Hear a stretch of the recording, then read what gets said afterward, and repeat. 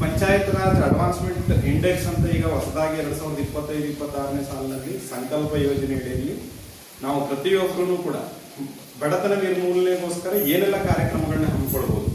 ಮಹಿಳೆಯರಲ್ಲಿ ಈಗ ಸ್ತ್ರೀ ಶಕ್ತಿ ಗುಂಪುಗಳನ್ನ ನಿರ್ಮಾಣ ಮಾಡಿ NRLM ಶೆಡ್ಗಳನ್ನ ನಿರ್ಮಾಣ ಮಾಡಬೇಕಾಗಿದೆ. NRLM ಶೆಡ್ ಜಾಗದ ಕೊರತೆಯಿಂದಾಗಿ ನಾವು ಅದನ್ನ NRLM ಶೆಡ್ ನಿರ್ಮಾಣ ಆಗಿಲ್ಲ. ಆದರೂ ಕೂಡ ಮುಂದಿನ ದಿನಗಳಲ್ಲಿ ಎಲ್ಲಿ ಸರ್ಕಾರಿ ಜಾಗಗಳು ಗ್ರಾಮದಲ್ಲಿ ಉಳಿಕೆ ಜಾಗ ಅಂತ ಇರ್ತದೆ, ಅದು 5x5 ಇದ್ರು 6x6 ಇದ್ರು 10x10 ಇದ್ರು ಕೂಡ ಅಲ್ಲಿ ಒಂದು ಶೆಡ್ ಮಾಡಿ ನಮ್ಮ ಸ್ತ್ರೀ ಶಕ್ತಿ ಗುಂಪಿನವರು ಅವರು ಮಾಡುವಂತಹ ಒಂದು ಪದಾರ್ಥಗಳನ್ನ ಸಾರ್ವಜನಿಕರಿಗೆ ಮಾರಾಟ ಮಾಡಿ ಅವರು ಸ್ವ ಉದ್ಯೋಗಗಳನ್ನ ಕಂಡುಕೊಳ್ಬೇಕು. ಮತ್ತೆ ಗ್ರಾಮ ಪಂಚಾಯತಿ ಮಟ್ಟದಲ್ಲಿ ಕೆಲಸ ಮಾಡ್ಲಿಕ್ಕೆ ಅವರಿಗೆ ಗ್ರಾಮ ಪಂಚಾಯತಿಯಲ್ಲೂ ಕೂಡ ಉದ್ಯೋಗಗಳನ್ನ ಕೊಡಬೇಕು. ಈಗ ನಾವು ಬೇರೆ ಯಾರೋ ಡಿಪೆಂಡಿಂಗ್ ಆಗಿದೇವ್ರಿ, ಅಲ್ಲಿ GST ನಂಬರ್ ಉಳ್ಳವರು, ಪ್ಯಾನ್ ಕಾರ್ಡ್ ಉಳ್ಳವರು ನಮ್ಮಲ್ಲಿ ಇಲ್ಲ.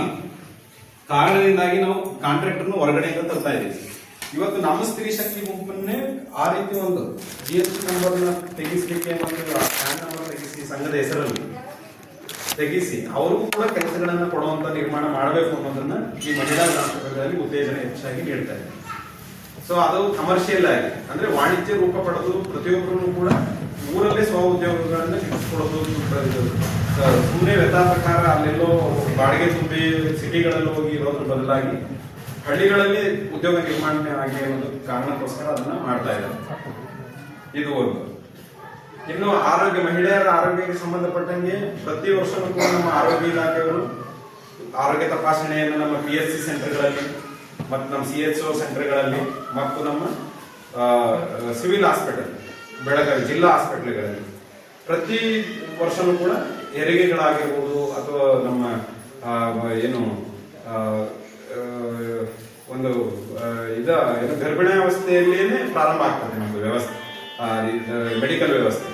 ಸೊ ಆ ನಿಟ್ಟಿನಲ್ಲಿ ನಮ್ಮ ಇಲಾಖೆಯವರು ಬಹಳ ಶ್ರಮ ಪಟ್ಟು ಪ್ರತಿಯೊಬ್ಬರಿಗೂ ಕೂಡ ಮನೆಗೆ ನಮ್ಮ ಆಶಾ ಕಾರ್ಯಕರ್ತರು ಇರ್ಬೋದು, ಅಂಗನವಾಡಿ ಕಾರ್ಯಕರ್ತರು, ಮಾತೃವಂದನಾ ಇದರಲ್ಲಿ ಸ್ಕೀಮ್ಗಳಲ್ಲಿ ಪೌಷ್ಟಿಕ ಆಹಾರಗಳನ್ನ ಕೊಡೋದಾಗಿರ್ಬೋದು ಪ್ರತಿಯೊಂದನ್ನು ಕೂಡ ಮಾಡ್ತಾ ಇದ್ದಾರೆ.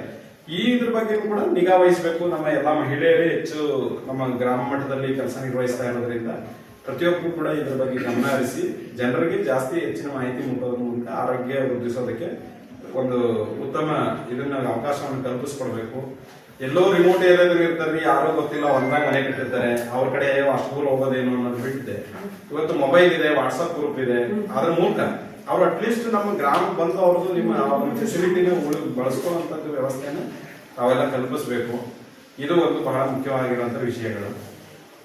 ಇನ್ನು ಅಂಗನವಾಡಿ ಮಟ್ಟದಲ್ಲಿ